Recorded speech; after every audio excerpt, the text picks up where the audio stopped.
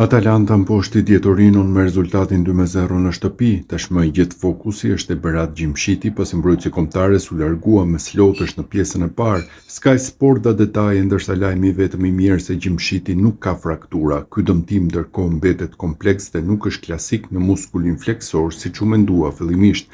Vetëm rezonanca do e përcaktoj në vijim se çfarë do të ndodhë.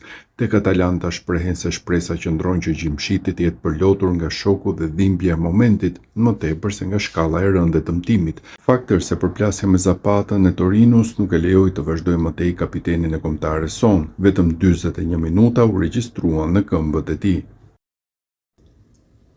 Berat Gjimshiti nuk po kalon një periudhë të lumtur me dëmtimet pasi po bëhet vazhdimisht viktimë e tyre duke mos luajtur rregullisht. Kapiteni i kombëtares shqiptare është dëmtuar përsëri dje në ndeshjen që skuadra e tij Atalanta po luante ndaj Torinos.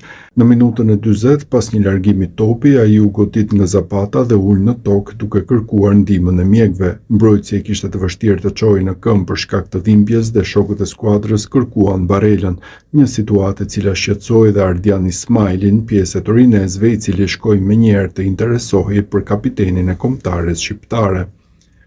Mbrojtësi Atalantës nuk mund të vazhdonte më dhe kësaj u detyrua të lindte fushën e lojës i mbajtur nga krahët duke çaluar dhe mes dhimbjeve për të shkuar direkt në dhomat e zhveshjeve të stadiumit.